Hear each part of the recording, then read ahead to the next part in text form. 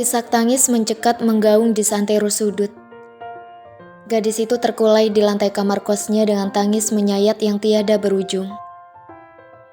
Entah berapa banyak lembaran tisu habis, entah berapa liter air mata yang telah tumpah, tapi selalu saja ada sesuatu yang seakan menggetarkan gendang telinganya.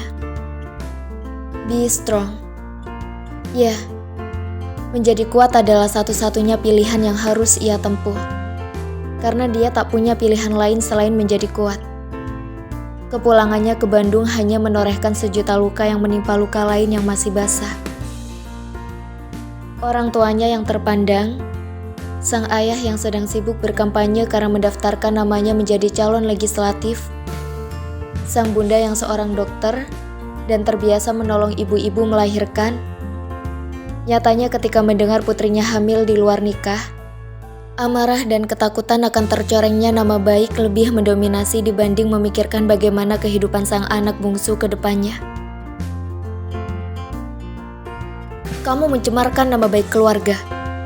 Kamu hanya menjadi aib. Ayah bunda gak pernah ngajar kamu menjadi seliar ini. Kamu udah berzina, berbuat dosa, dan sekarang kamu hamil. Pergi dari sini. Papa sangat kecewa. Papa tidak sudi menerima seorang pezina di sini. Dan satu fakta mengejutkan yang semakin menambah derita dan rentetan luka yang masih menganga adalah ketika ia tahu asal muasal dirinya. Anak kandung saja tak ada yang berbuat laknat dan menorehkan aib di keluarga. Kamu yang cuma anak pungut dari panti asuhan berani merusak nama baik keluarga. Gadis itu semakin tercekat. Dia bukan anak kandung orang tua yang amat disegani dan disayanginya. Dia anak pungut dari panti asuhan. Dan ia pun tak tahu siapa orang tua kandungnya. Dia pezina, perempuan nakal, jalang, gak benar. Dia wanita nakal, wanita malam yang suka dugem. Dia wanita murahan. Air mata kembali berderai. Semua seakan menuduhnya wanita binal yang sudah tidur dengan banyak lelaki. Bahkan oleh laki-laki yang begitu ia cintai dan telah menanam benih di rahimnya. Bayu Lesmana Pratama. Laki-laki berusia 28 tahun, 9 tahun lebih tua darinya, yang ia kenal di salah satu nightclub. Dia asli Purwokerto, kota kecil tempatnya menimba ilmu di universitas. Laki-laki itu masih single. Tentu saja, jika sudah beristri, dia tak akan mau menjadi pacarnya. Hanya padanya ia menyerahkan segalanya. Tak ada yang lain, hanya padanya. Tentu ia tak lupa saat pertama kali pria itu menyentuhnya di villa miliknya. Ia menenangkan tangisnya dan mengatakan padanya bahwa dia akan bertanggung jawab atas apa yang telah terjadi malam itu. Nyatanya, laki-laki itu membuangnya setelah menyesap manis kemolekan tubuhnya. Brengsek, kejam, jahat, tega. Serangkaian cemooh ia lontarkan pada laki-laki tak berperasaan itu. Tetap saja, semua itu tak bisa mengubah apapun. Sungguh sakit ketika orang yang begitu dicintai berubah menjadi seorang pecundang yang tak lagi menganggapnya berarti. Air matanya tak lagi ada harganya di mata lelaki itu. Dengan semena-mena, ia malah menuduhnya berhubungan dengan banyak pria dan tak mau mengakui janin dalam rahimnya.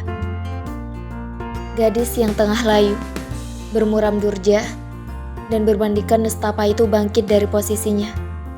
Ia menatap bayangannya di cermin, mencoba mencari sisa-sisa ketegaran yang mungkin bisa dijadikan pegangan untuk melangkah ke depan. Jari-jarinya mengelus perutnya. Maafkan hambamu yang kotor ini ya Allah. Beri hamba kesempatan untuk bertaubat dan membesarkan anak ini. Air mata kembali berjatuhan. Entah langkah apa yang akan ia tempuh. Saat ini pandangannya begitu gelap. Dia tak akan melanjutkan kuliah karena dia sudah tak memiliki uang. Dia akan bekerja untuk menghidupi dirinya dan juga janin dalam rahimnya. Dia akan melakukan segalanya untuk menjadi ibu yang baik. Cukup sudah dia melakukan kesalahan besar. Dia tak ingin anaknya kelak turut menderita karena dosanya. Dia tak mau anaknya bernasib sama, terbuang di panti, lalu diadopsi, dan pada akhirnya akan terbuang kembali ketika ia pikir ia memiliki keluarga sebagai tempat untuk berpulang. Nyatanya ia tak pernah memiliki keluarga. Firda Zeranita, kamu pasti bisa melalui semua ini. Senyum itu terulas di tengah kegetiran yang meleburkan perasaannya. Firda mengamati sekeliling ruangan. Rumah kontrakan ini terdiri dari ruang depan, kamar, dapur, dan kamar mandi. Tak begitu sempit untuk ditempati seorang diri. Di dalamnya sudah ada ranjang dan kasur, lemari, karpet di ruang depan tanpa kursi, alat-alat dapur seperti kompor, alat makan, alat masak, dan lain-lain. Ia melirik Reiga, adik dari Bayu yang dengan kebaikan hatinya mencarikan kontrakan untuknya, sekaligus mengisi kontrakan itu dengan segala perabot. Kamu gak perlu repot-repot seperti ini. Kakakmu yang seharusnya bertanggung jawab padaku, bukan kamu. Pria 26 tahun itu menatap Firda datar. Aku melakukannya karena calon ponakan yang ada di rahimmu. Kakakku mungkin tidak mengakuinya, tapi aku mengakuinya bahwa anak itu adalah ponakanku. Aku gak sampai hati membiarkan seorang wanita terlunta-lunta sendiri, sementara ia mengandung anak kakakku. Reiga masih datar menatapnya. Ia duduk di karpet dan meletakkan 2 boks nasi.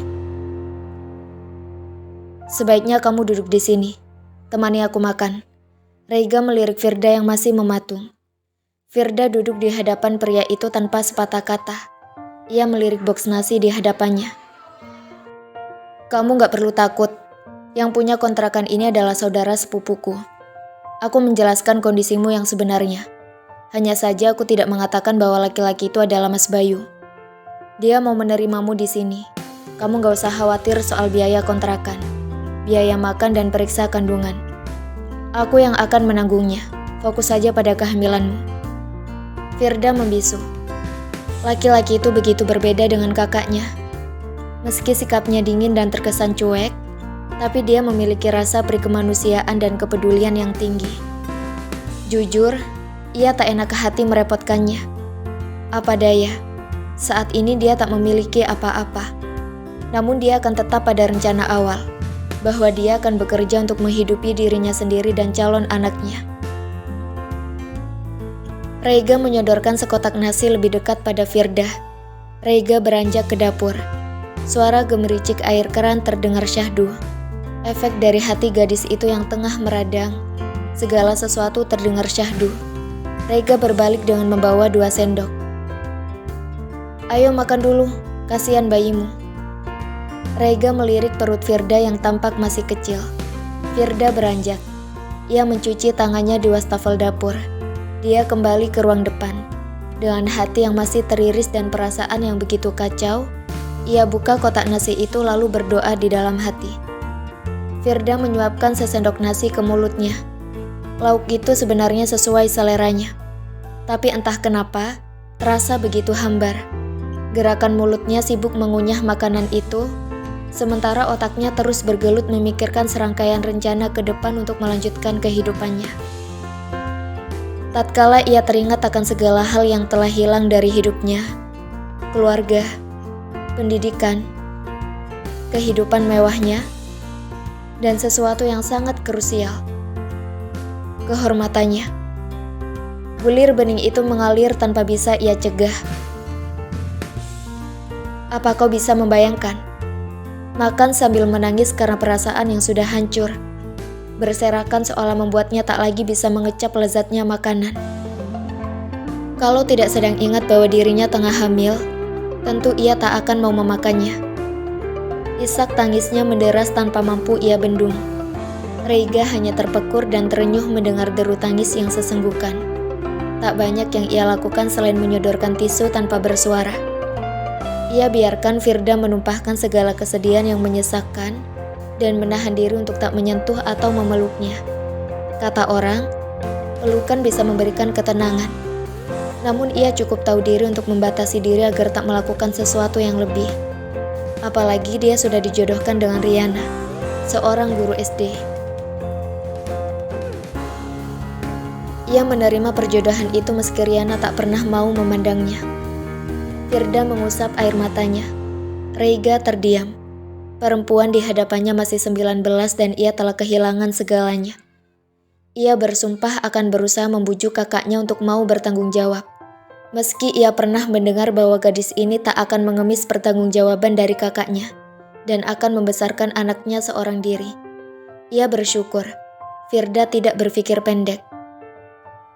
"Jangan menangis lagi, aku akan membantumu semampuku," ucap Raiga akhirnya. Firda menyekat tetes air mata yang membasah di pipinya. Ia menatap Raiga dengan seulas senyum. "Aku baik-baik saja,"